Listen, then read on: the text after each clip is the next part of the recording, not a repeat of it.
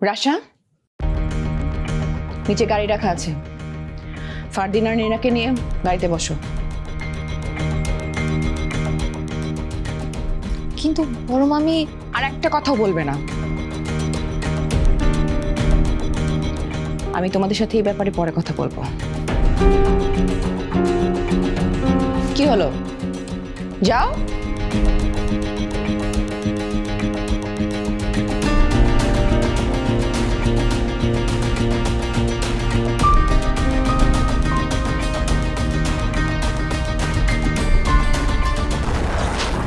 হিউস্টনে rocking tasty, সীমানা ছাড়াও নিজেকে হারাও।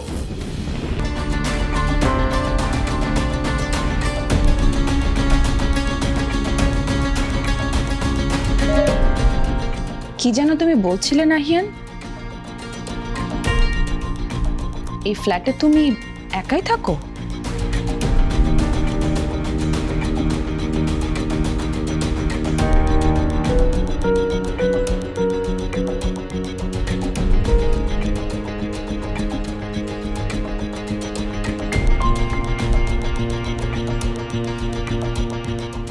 কি ব্যাপার, আপনি কোনো কথা বলতেছেন না কেন?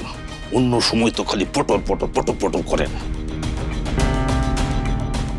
আচ্ছা ঠিক আছে নাইন সাহেব, আমি তাহলে যাই।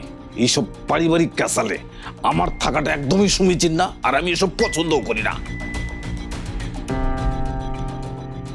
সবকিছু দেখতে ঢিলা হয়ে গেছে, টাইট দেওয়া লাগবে, শক্ত করে টাইট দেওয়া লাগবে। গেলাম ম্যাডাম, আসসালামু আলাইকুম।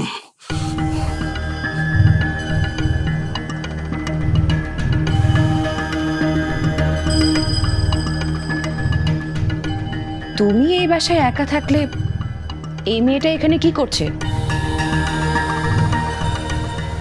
আর ওরা কারা? মম অ্যাকচুয়ালি আজকে মেঘার রেজাল্ট বের হয়েছে, আর ও অনেক ভালো রেজাল্ট করছে, ভালো র্যাঙ্ক করছে। দ্যাটস ওয়াই আমরা সবাই এখানে, ওরাও আসছে, আমরা সেলিব্রেট করতেছিলাম এখানে। সেলিব্রেশনটা ওদের নিজেদের বাড়িতে না হয় তোমার এখানে হচ্ছে? মানে এই মেয়েটা র্যাঙ্ক করেছে বলে তোমাকে পার্টি দিতে হচ্ছে? মম উনি হচ্ছে মেঘার মা, আর এ হচ্ছে মাহি, মেঘার কাজিন। মেঘা ওদের সাথেই একসাথে আসছে সেলিব্রেট করার জন্য আর কি।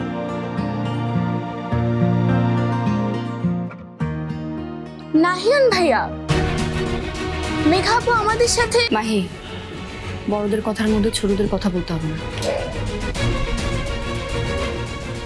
নাহিয়ান, ওদেরকে চলে যেতে বলো, তোমার সাথে আমার জরুরি কথা আছে।